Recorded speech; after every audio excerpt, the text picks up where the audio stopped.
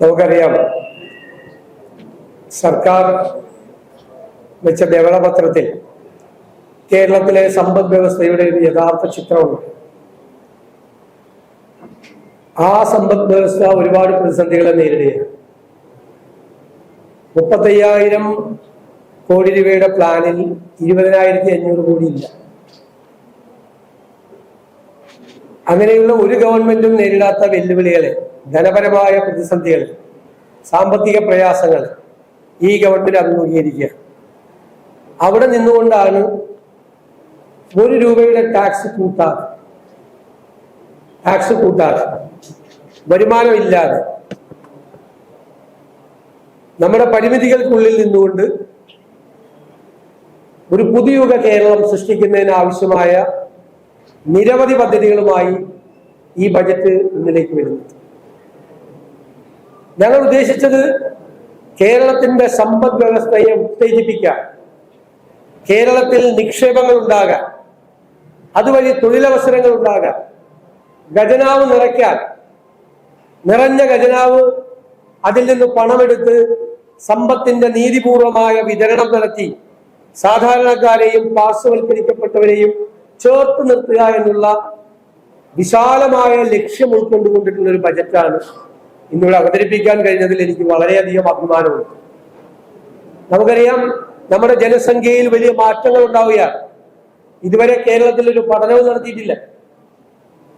നമ്മുടെ demographic dividend എന്ന് പറയുന്ന യുവത്വം, അവരുടെ നമ്പർ കുറയുകയാണ്. ഉള്ളവര് വിദേശ രാജ്യങ്ങളിലേക്കും മറ്റു സ്ഥലങ്ങളിലേക്കും പോവുക. ആ പോപ്പുലേഷൻ ചെറുതാവുകയാണ്. മറിച്ച് പ്രായം, നമുക്കിവിടെ ആയുർദൈർഘ്യമുള്ള ഒരു സംസ്ഥാനമാണ്. പ്രായമുള്ളവരുടെ നമ്പർ കൂടി വരികയും ചെയ്യുന്ന അസാധാരണമായ ഒരു ജനസംഖ്യാ മാറ്റം, ഡെമോഗ്രാഫിക് ചേഞ്ച് കേരളത്തിൽ ഉണ്ടായിട്ടുണ്ട്. അതിനെക്കുറിച്ച് കൂടി വിശദമായ പഠനം, ഇനിയും വിശദമായ പഠനം ആവശ്യമുണ്ട്. പ്രാഥമികമായ പഠനം നടത്തിയിട്ടാണ് അവരെ സംരക്ഷിക്കാനും യുവത്വത്തെ കേരളത്തിൽ നിർത്താനും അവർക്ക് ആവശ്യമായ ഉന്നത വിദ്യാഭ്യാസം, പ്രൊഫഷണലായ അന്താരാഷ്ട്ര നിലവാരമുള്ള വിദ്യാഭ്യാസം കേരളത്തിൽ കൊടുത്ത് അവർക്കിവിടെ തൊഴിലവസരങ്ങൾ ഉണ്ടാക്കി കേരളത്തെ മുന്നോട്ട് നയിക്കാൻ പോകുന്നു. ആ തൊഴിലവസരങ്ങൾ ഉണ്ടാവുകയും നിക്ഷേപങ്ങൾ ഉണ്ടാവുകയും ചെയ്യുമ്പോൾ കേരളത്തിന് അത്ഭുതകരമായ മാറ്റം ഈ സംസ്ഥാനത്തിന് ഉണ്ടാകുമെന്ന് തന്നെയാണ് ഞങ്ങളുടെ പ്രതീക്ഷ. ഞങ്ങൾ മുന്നോട്ട് വെച്ച മിഷൻ സമുദ്ര, ഞാൻ നേരത്തെ സൂചിപ്പിച്ചിട്ടുണ്ട്, പുതിയുഗ യാത്രയിൽ അത് കേരളത്തെ, മൊത്തമായി കേരളത്തെ ഒരു തുറമുഖ നഗരമാക്കി മാറ്റാനുള്ള സ്വപ്ന പദ്ധതിയാണ്. അത് നടപ്പാക്കാൻ കഴിയുമെന്നുള്ള തികഞ്ഞ ആത്മവിശ്വാസമുണ്ട്. ദക്ഷിണേഷ്യയിലെ ഏറ്റവും മികച്ച ഏവിയേഷൻ ഹബ്ബാക്കി ചെറിയ സ്ഥലത്ത് 4 അന്താരാഷ്ട്ര വിമാനത്താവളങ്ങളുള്ള കേരളത്തെ മാറ്റാൻ പറ്റും. അതിനായിട്ടുള്ള പദ്ധതികൾ അവതരിപ്പിച്ചിട്ടുണ്ട്. ചെറുകിട, ഇടത്തരം, സൂക്ഷ്മ വ്യവസായ സംരംഭങ്ങളെ പ്രോത്സാഹിപ്പിക്കാൻ, സ്റ്റാർട്ടപ്പുകളെ പ്രോത്സാഹിപ്പിക്കാനുള്ള വലിയ പദ്ധതികൾ ഇവിടെ മുന്നോട്ട് വയ്ക്കുന്നുണ്ട്. ഉന്നത വിദ്യാഭ്യാസ രംഗത്ത് വലിയ മാറ്റം ഉണ്ടാകുന്ന തരത്തിൽ ഗ്ലോബൽ ജോബ് വാച്ച് ടവറും അതിനോടനുബന്ധിച്ച് കരിക്കുലത്തിൽ ആവശ്യമായ മാറ്റം വരുത്തി ലോകം ആവശ്യപ്പെടുന്ന പുതിയ കാല കോഴ്സുകൾ തുടങ്ങാനുള്ള സംവിധാനമുണ്ട്. നോളജ് വാലി ഉണ്ട്, കേരള നോളജ് വാലി ഉണ്ട്. ലെഗസി സർവകലാശാലകളെ കൂടി കൊണ്ടുവന്ന് നമ്മുടെ കുട്ടികൾ പുറത്തേക്ക് പോകാതിരിക്കാനും പുറത്തു നിന്നുള്ള കുട്ടികൾ കേരളത്തിലേക്ക് പഠിക്കാൻ വരുന്നതിന് വേണ്ടിയിട്ടുള്ള വലിയ വിശാലമായ കാഴ്ചപ്പാടോട് കൂടിയ ഒരു ഹയർ എഡ്യൂക്കേഷൻ സ്കീമാണ്. ആരോഗ്യകാര്യത്തിൽ കേരളത്തെ തിരിച്ചു കൊണ്ടുവരാൻ, ആരോഗ്യകാര്യത്തിൽ കേരളത്തെ മറ്റുള്ള സ്ഥലങ്ങളിൽ നിന്ന് പോലും ചികിത്സയ്ക്കായി ആളുകൾ എത്തുന്ന ഒരു സ്ഥലമാക്കി മാറ്റാനുള്ള കാര്യങ്ങളുണ്ട്. ഉന്നത വിദ്യാഭ്യാസ രംഗത്തും പൊതുരംഗത്തും ഗവേഷണത്തിന് ഏറ്റവും കൂടുതൽ പ്രാധാന്യം കൊടുക്കുന്ന ഒരു സംസ്ഥാനമാക്കി കേരളം മാറണം. പുറത്തു നിന്നുള്ള വിദ്യാർത്ഥികൾ വരണം, ചികിത്സക്കായി ഇവിടെ ആളുകൾ എത്തണം തുടങ്ങിയ വലിയ പരിപാടികളാണ് ചെയ്തിരിക്കുന്നത്. സർക്കാരിന് മേലുള്ള ബാധ്യത കിഫ്ബിയും സോഷ്യൽ സെക്യൂരിറ്റി കമ്പനിയുടെയും ഉൾപ്പെടെ 87,012 കോടി രൂപ നിലനിൽക്കുമ്പോഴാണ് ഇത്തരം വലിയ പദ്ധതികൾക്ക് നമുക്ക് തുടക്കമിടാൻ കഴിയുന്നത് എന്നത് വളരെ പ്രത്യേകത നിറഞ്ഞതാണ്. തിരുവനന്തപുരം, കൊല്ലം, ആലപ്പുഴ ജില്ലകളെ സംയോജിപ്പിച്ചുകൊണ്ടുള്ള സദേൺ കേരള ഇക്കണോമിക് കോറിഡോർ അത്ഭുതകരമായ മാറ്റങ്ങൾക്ക് വഴിതെളിക്കും. അത് സംസ്ഥാനത്തിന്റെ പൊതുവായ വികസനത്തിനും എംപ്ലോയ്മെന്റ് ജനറേഷനും അത് സാധ്യമാകും. അതുപോലെ ഇൻവെസ്റ്റ് കേരളം സെൽ, നമുക്ക് നിക്ഷേപകരെ പ്രോത്സാഹിപ്പിക്കാൻ വേണ്ടിയിട്ടുള്ള സംരംഭങ്ങൾ അത് നമുക്ക് കൊണ്ടുവരണം. അതിനാവശ്യമായ കൃത്യമായ ഫോളോ അപ്പ് ഉണ്ടാവും. ആരിവിടെ ഇൻവെസ്റ്റ് ചെയ്യാൻ വന്നാലും നമുക്ക് അനുയോജ്യമായ ഇൻവെസ്റ്റ്മെന്റ് ആണ് എങ്കിൽ അതിവിടെ നടത്താൻ വേണ്ടിയിട്ടുള്ള എല്ലാ സൗകര്യങ്ങളും അവർക്ക് നമ്മൾ ചെയ്തു കൊടുക്കും. വൺ കേരള കരുതൽ മിഷൻ എന്നത് അത് രോഗം കൊണ്ട് വിഷമിക്കുന്നവരെ, വിദ്യാഭ്യാസ ചെലവിനായി ബുദ്ധിമുട്ടുന്നവരെ, ഏറ്റവും പാവങ്ങളെ ചേർത്ത് നിർത്തുന്നതിന് വേണ്ടി നമ്മുടെ രാജ്യത്ത് ഒരിടത്തും ഇല്ലാത്ത ഈ സംസ്ഥാനത്ത് ആവിഷ്കരിക്കുന്ന ആദ്യത്തെ പദ്ധതിയാണ്. വലിയ തുക അതിനകത്ത് കോർപ്പസായി ഉണ്ടാക്കിക്കൊണ്ട് വലിയ തുക അടിസ്ഥാനപരമായി ഗവൺമെന്റിനില്ല. ഗവൺമെന്റിനുള്ള ചെലവുകൾ ഭരണപരമായ ചെലവുകൾ മാത്രമാണ്. ആര് പണം തന്നാലും ആ പണത്തിൽ നിന്ന് 1 രൂപ ഭരണ ചെലവുകൾക്കായി എടുക്കാതെ കാരുണ്യ പ്രവർത്തികൾക്ക് മാത്രം പണം ചെലവഴിക്കുന്ന ഏറ്റവും സുതാര്യമായ ഒരു സംവിധാനമാണ് ഈ വൺ കേരള കരുതൽ മിഷൻ എന്ന് പറയുന്ന പദ്ധതി. CSR ഫണ്ടും വ്യക്തികളുടെ ഫണ്ടും എല്ലാം ഉപയോഗിച്ചുകൊണ്ട് ഇന്ത്യയിൽ ആദ്യമായി മാതൃകാപരമായി ആളുകളെ ചേർത്ത് നിർത്താൻ, അവരെ സഹായിക്കാൻ, സർജറികൾ നടത്താൻ, അപൂർവ രോഗമുള്ള കുഞ്ഞുങ്ങളെ സഹായിക്കാൻ ഒക്കെ വേണ്ടിയിട്ടുള്ള വലിയ കാഴ്ചപ്പാടോട് കൂടിയ പദ്ധതിയാണ്. സ്പേസ് ഇക്കോണമി, കേരളത്തിന്റെ സാധ്യതകളെ നമ്മൾ നോക്കിയാൽ ISROയുടെ ആസ്ഥാനമാണ് തിരുവനന്തപുരം. ഇപ്പൊ സ്പേസ് ഇക്കോണമി വലിയ ഒരു സാധ്യതയുള്ള ഏരിയയായി മാറിയിട്ടുണ്ട്. സ്വകാര്യ സാറ്റലൈറ്റുകൾ വരെ വിക്ഷേപണം നടത്തുന്ന ഒരു സ്ഥലത്ത്, ISROയുടെ പ്രധാന കേന്ദ്രമുള്ള ഒരു സ്ഥലത്ത് സ്വകാര്യ നിക്ഷേപങ്ങൾ കൂടി പ്രോത്സാഹിപ്പിച്ചുകൊണ്ടുള്ള ഒരു സ്പേസ് ഇക്കോണമി ഡെവലപ്പ് ചെയ്തു വരും. പട്ടികവർഗക്കാർക്ക് ആശ്വാസമാകുന്ന വയനാടിലെ ട്രൈബൽ യൂണിവേഴ്സിറ്റി അവരുടെ ഇൻഡിജിനസ് നോളജിന്റെ കൂടി, പ്രാചീനമായ അറിവുകളെ കൂടി, ആധുനികമായ അറിവുകളെ കൂടി ഇന്റഗ്രേറ്റ് ചെയ്തുകൊണ്ടുള്ള വലിയൊരു കൺസെപ്റ്റാണ്, വലിയൊരിതാണ് അതിനുവേണ്ടി ചെയ്തിരിക്കുന്നത്. ആരോഗ്യ മേഖലയിൽ അതിന്റെ ക്വാളിറ്റി നിലനിർത്തുന്നതിന് വേണ്ടിയിട്ടാണ് Kerala health and life science city സ്ഥാപിച്ച് വലിയൊരു മെഡിക്കൽ ഡെസ്റ്റിനേഷനാക്കി കേരളത്തെ മാറ്റാനുള്ള നടപടികൾ സ്വീകരിക്കുന്നത്. റിസർച്ച് പാർക്ക് IIT മദ്രാസ് മോഡലിലുള്ള ഒരു റിസർച്ച് പാർക്കാണ്. നേരത്തെ പറഞ്ഞതുപോലെ ഇന്ത്യയിൽ ആദ്യമായി സീനിയർ സിറ്റിസൺസിന് ഒരു വകുപ്പുണ്ടാക്കിയ സംസ്ഥാനമാണ് കേരളം. അത് ഒരു വെൽഫെയർ പ്രോജക്റ്റ് അല്ല, ക്ഷേമ പദ്ധതി അല്ല. അവരെ കൂടി നമ്മുടെ സമ്പദ് വ്യവസ്ഥയുടെ ഭാഗമാക്കാൻ, അവർക്ക് കൂടി ഒരുപാട് സംഭാവനകൾ ചെയ്യാൻ കഴിയുന്ന, അവരെ ക്രിയേറ്റീവ് ആക്കാനുള്ള ഒരു പദ്ധതിയാണ്, സിൽവർ ഇക്കോണമിയാണ്. ആ സിൽവർ ഇക്കോണമി ഇന്ത്യ രാജ്യത്ത് ആദ്യമായി നടപ്പാക്കാൻ പോകുന്ന സംസ്ഥാനമാണ് കേരളം എന്നുള്ള പ്രത്യേകതയുണ്ട്. അതിന്റെ ഭാഗമായിട്ടാണ് പുതിയ അന്താരാഷ്ട്ര നിലവാരമുള്ള 6 മാസത്തേക്കുള്ള കെയർ ഗിവർ കോഴ്സുകൾ, അതിന്റെ സിലബസ് ഇന്റർനാഷണൽ സ്റ്റാൻഡേർഡ് ആയിരിക്കും. നഴ്സിംഗ് കോളേജുകൾ, മെഡിക്കൽ കോളേജുകൾ, പ്രൈവറ്റ് ആശുപത്രികൾ ഉൾപ്പെടെ, ഗവൺമെന്റ് ആശുപത്രികൾ ഉൾപ്പെടെ, മെഡിക്കൽ കോളേജുകൾ ഉൾപ്പെടെ ഈ 6 അന്താരാഷ്ട്ര നിലവാരമുള്ള 6 മാസത്തെ കെയർ ഗിവർ കോഴ്സ് നടപ്പാക്കിയാൽ പരിചരണത്തിന് ആളെ കിട്ടും, ഒരുപാട് തൊഴിൽ സാധ്യതകൾ നമുക്ക് വളർത്തി വരും. നമുക്കറിയാം, ഭൂമി ഒരു പ്രശ്നമാണ്. കേരളത്തിൽ വികസനത്തിന് വരുമ്പോൾ ഭൂമിയില്ല എന്നുള്ളതാണ്. തമിഴ്നാടും കർണാടകയും തെലങ്കാനയും ആന്ധ്രയും ആ പ്രശ്നം നേരിടുന്നില്ല, നമ്മൾ ആ പ്രശ്നം നേരിടുന്നുണ്ട്. പക്ഷെ നമുക്ക് ഒരുപാട് ഭൂമിയുണ്ട്. ആ ഭൂമി എവിടെയാണ് കിടക്കുന്നത്, എങ്ങനെയാണ് കിടക്കുന്നത് എന്ന് ആർക്കും അറിയില്ല. സർക്കാരിന് ഭൂമിയുണ്ട്, പൊതുമേഖലാ സ്ഥാപനങ്ങൾക്ക് ഭൂമിയുണ്ട്, കേന്ദ്ര പൊതുമേഖലാ സ്ഥാപനങ്ങൾക്ക് ഭൂമിയുണ്ട്, പ്ലാന്റേഷൻ ലാൻഡ് ഉണ്ട്. അറിയപ്പെടാതെ ഒന്നും ചെയ്യാതെ കിടക്കുന്ന ഭൂമി ധാരാളമായിട്ട് കേരളത്തിലുണ്ട്. അതിന്റെ ഒരു ലാൻഡ് ബാങ്ക് രജിസ്റ്റർ ചെയ്ത് ഒരു ലാൻഡ് ബാങ്ക് മാനേജ്മെന്റ് പോളിസി ഉണ്ടാക്കി, ലാൻഡ് മാനേജ്മെന്റ് പോളിസി ഉണ്ടാക്കി, നിക്ഷേപങ്ങൾക്ക്, കൃത്യമായ നിക്ഷേപങ്ങൾക്ക് ആ ഭൂമി കൊടുക്കാൻ വേണ്ടിയിട്ടുള്ള ഒരു വലിയ സംരംഭം ഉണ്ടാകും. അതുപോലെ റിന്യൂവബിൾ എനർജി, പുനരുപയോഗ ഊർജത്തിന് വേണ്ടിയിട്ടുള്ള വലിയ പദ്ധതിയാണ്. കോടിക്കണക്കിന് രൂപ നമുക്ക് ലഭ്യമാകുന്ന, ആയിരക്കണക്കിന് മെഗാവാട്ട് വൈദ്യുതി പുതിയതായി ഉൽപ്പാദിപ്പിക്കാൻ കഴിയുന്ന നിരവധി സാധ്യതകൾ, തൊഴിൽ സാധ്യതകൾ തുറക്കുന്ന ഒരു പുതിയ മേഖലയിലേക്ക് നമ്മൾ കാലെടുത്ത് വെക്കുക. സ്പെഷ്യൽ ഇൻവെസ്റ്റ്മെന്റ് സോണും, ചില വ്യവസായങ്ങൾക്ക്, ചില സംരംഭങ്ങൾക്ക് അവർക്ക് പ്രത്യേകമായ സഹായം വേണം. അതിനാണ് സ്പെഷ്യൽ ഇൻവെസ്റ്റ്മെന്റ് സോൺ ഉണ്ടാക്കുന്നത്. ബ്രാൻഡ് കേരള, കേരളത്തിൽ ഉണ്ടാക്കുന്ന പ്രോഡക്റ്റുകൾ ഇനി തിരിച്ചറിയണം. കേരള മാർക്ക് കൊടുക്കും, ബ്രാൻഡ് മെയ്ഡ് ഇൻ കേരള, അതിന് ഒരു സർട്ടിഫിക്കറ്റ് കൊടുക്കും. ആ സർട്ടിഫിക്കറ്റ് കൊടുത്ത് കേരള ബ്രാൻഡ് എന്ന് പറയുന്ന നമ്മുടെ ഇവിടെ ഉൽപ്പാദിപ്പിക്കുന്ന മുഴുവൻ സാധനങ്ങളും നല്ല രീതിയിൽ ക്വാളിറ്റിയുള്ള സാധനങ്ങൾക്ക് ആ ക്വാളിറ്റി പരിശോധിച്ച് സർട്ടിഫിക്കറ്റ് കൊടുത്ത് കേരളത്തിൽ ഉൽപ്പാദിപ്പിക്കുന്ന ഉൽപ്പന്നങ്ങൾക്ക് വലിയ മാർക്കറ്റ് ഉണ്ടാക്കാനുള്ള ഒരു വലിയ സ്റ്റെപ്പാണ്. അത് യാഥാർത്ഥ്യമാകുമ്പോൾ കേരളത്തിലെ കാർഷിക ഉൽപ്പന്നങ്ങൾക്ക് വാല്യൂ ആഡഡ് പ്രോഡക്റ്റ് ഉണ്ടാവും, മൂല്യവർദ്ധിത ഉൽപ്പന്നങ്ങൾ കേരളത്തിൽ ഉണ്ടാവും, നിരവധി കാര്യങ്ങൾക്ക്.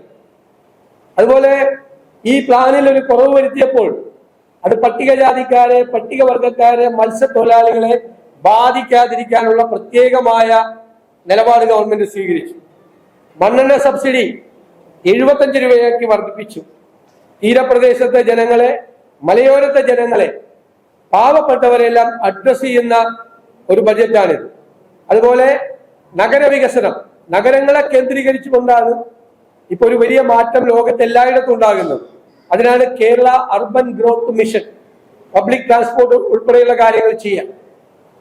ടൂറിസം രംഗത്ത്, ടൂറിസത്തിലെ ഒരു ഇൻഡസ്ട്രി ആകാൻ ഒരുപാട് ആനുകൂല്യങ്ങൾ ടൂറിസം രംഗത്ത് പ്രവർത്തിക്കുന്നവർക്ക്, ഇൻവെസ്റ്റ് ചെയ്യുന്നവർക്ക് ഉണ്ടാവും. എല്ലാ ടൂറിസം സാധ്യതകളെയും പ്രയോജനപ്പെടുത്തും. പോർട്ട് സിറ്റിയിൽ നിന്ന് തന്നെ ഇന്ന് നമ്മുടെ ടൂറിസം രംഗത്തുള്ളതിന്റെ ഇരട്ടിയിലധികം സാധ്യതകൾ പോർട്ട് സിറ്റിയിൽ നിന്നുണ്ടാവും, ഏവിയേഷൻ ഹബിൽ നിന്നുണ്ടാവും. അതുകൂടാതെ medical tourism, cultural tourism, destination tourism തുടങ്ങിയ ഒരു ഇന്റഗ്രേഷൻ എല്ലാ ഭാഗങ്ങളുമായി ഉണ്ടാകും. സിനിമയുമായി ബന്ധപ്പെട്ട് സിനിമയെ ഒരു വ്യവസായമായി പ്രഖ്യാപിക്കാനുള്ള തീരുമാനം എടുത്തിട്ടുണ്ട്. അത് പ്രഖ്യാപിക്കും. JC Daniel international film city, ചിത്ര നഗരം എന്നുള്ളത് ഇന്ത്യയിലെ തന്നെ ഏറ്റവും സവിശേഷതയാർന്ന ഒരു ഫിലിം ഹെഡ്ക്വാർട്ടേഴ്സ് ആക്കി കേരളത്തെ മാറ്റുക എന്നുള്ളതാണ് ലക്ഷ്യം. കേരളത്തിൽ കൂടുതൽ ഷൂട്ടിങ്ങുകൾ നടക്കണം. അതിന്റെ ഷൂട്ടിങ്ങിന് മുമ്പും ഷൂട്ടിങ്ങിന് ശേഷവുമുള്ള അതിന്റെ പ്രവർത്തനങ്ങൾ, എഡിറ്റിംഗ് ഉൾപ്പെടെ, ക്യാമറ ഉൾപ്പെടെ ഉള്ള മുഴുവൻ കാര്യങ്ങൾ, ഡബിംഗ് ഉൾപ്പെടെയുള്ള കാര്യങ്ങൾ നടത്താൻ വേണ്ടിയിട്ടുള്ള അത്യാധുനികമായ സംവിധാനങ്ങൾ ഉള്ള ഒരു വലിയ മോഡൽ ഫിലിം സിറ്റി ആയിരിക്കും ചിത്ര നഗരം. അതുപോലെ MT വാസുദേവൻ നായരുടെ സ്മരണയ്ക്കായുള്ള ഒരു കൾച്ചറൽ പാർക്ക്, ആ കൾച്ചറൽ പാർക്ക് വലിയ ഉദ്ദേശത്തോടു കൂടിയാണ് ചെയ്യുന്നത്. അത് കൾച്ചറൽ ടൂറിസത്തിന്റെ ഭാഗമായിട്ടൊരു ഡെസ്റ്റിനേഷൻ പോയിന്റ് ആവും. കേരളത്തിലെ തനത് കലാരൂപങ്ങൾ, നാടകം, സിനിമ, ഡോക്യുമെന്ററി, ജെൻസി ഫിലിംസ്, എല്ലാ കാര്യങ്ങൾക്കും, എല്ലാ കലാകാരന്മാർക്കും അവർക്കുള്ള വരുമാനം ഉണ്ടാക്കുന്നതിനും പരിപാടികൾ അവതരിപ്പിക്കുന്നതിനും ആർട്ട് ഗാലറികൾ ഉൾപ്പെടെയുള്ള ഒരുപാട് സംവിധാനങ്ങളുള്ള വലിയൊരു കൾച്ചറൽ പാർക്കായി അതിനെ മാറ്റി. ജോൺസൺ മാസ്റ്ററുടെ പേരിലും ഗസൽ സംഗീതജ്ഞനായ ഉമ്പായിയുടെ പേരിലും 2 മ്യൂസിക് അക്കാദമികൾ നമ്മൾ പ്രഖ്യാപിച്ചിട്ടുണ്ട്. ഗ്യാരണ്ടിയിൽ പ്രഖ്യാപിച്ച 2 കാര്യങ്ങൾ നടത്തി.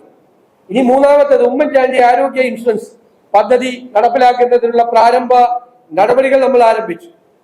കേരളത്തിന്റെ ഭക്ഷണത്തെ പ്രോത്സാഹിപ്പിക്കാനുള്ള പാചകകല ഇൻസ്റ്റിറ്റ്യൂട്ട് ഉണ്ട്.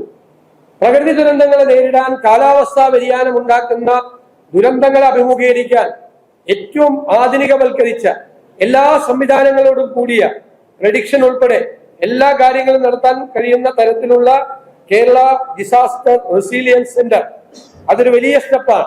ഇന്ത്യയിലെ മറ്റു സംസ്ഥാനങ്ങളൊന്നും ചെയ്യാത്തൊരു വലിയ സ്റ്റെപ്പാണ്.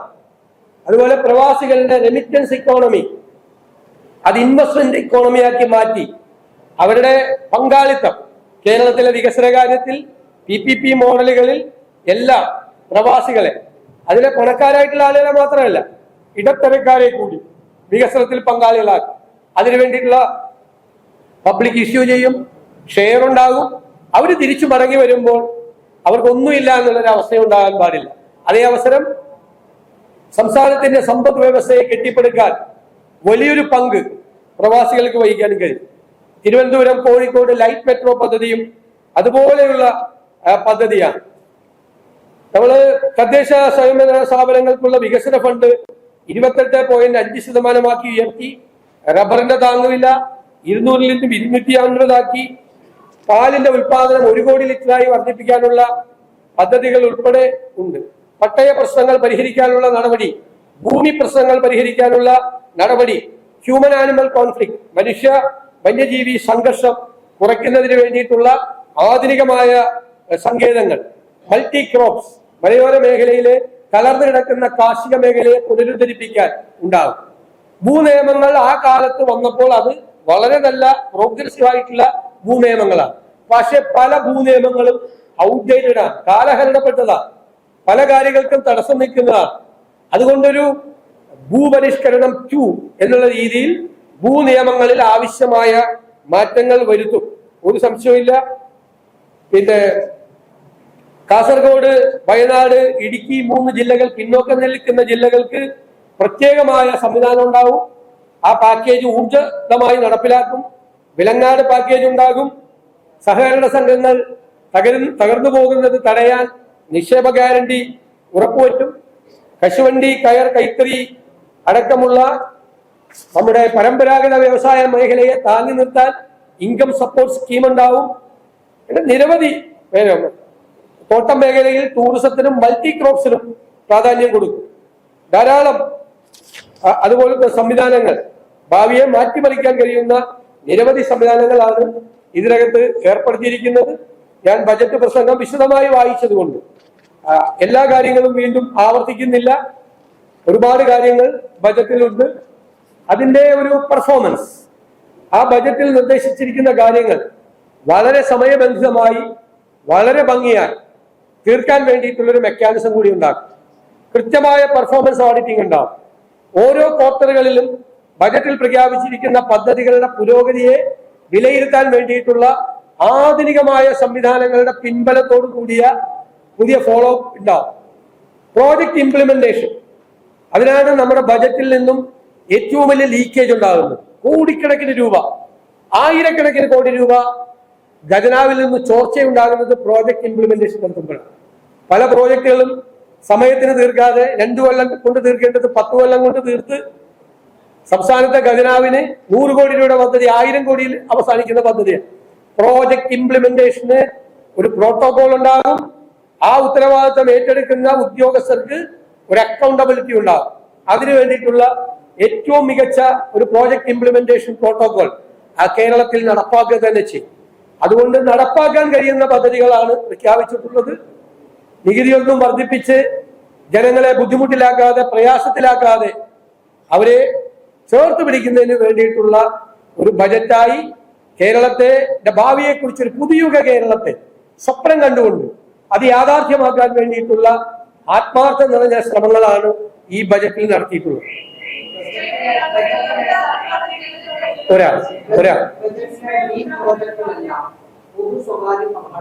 തീർച്ചയായിട്ടും ഇപ്പൊ പ്രതിപക്ഷ നേതാവ് ആക്ഷേപിച്ചെന്ന് പറഞ്ഞു, സ്വകാര്യ നിക്ഷേപങ്ങളെ മുഴുവൻ കൊണ്ടുവരാൻ വേണ്ടിയിട്ടാണ് ഈ ബജറ്റ് എന്നത്. ശരിയാണ്, അല്ല കേൾക്ക്, അദ്ദേഹത്തിന്റെ ആക്ഷേപത്തെ ഞാൻ പൂർണ്ണമായി സ്വീകരിക്കുന്നു.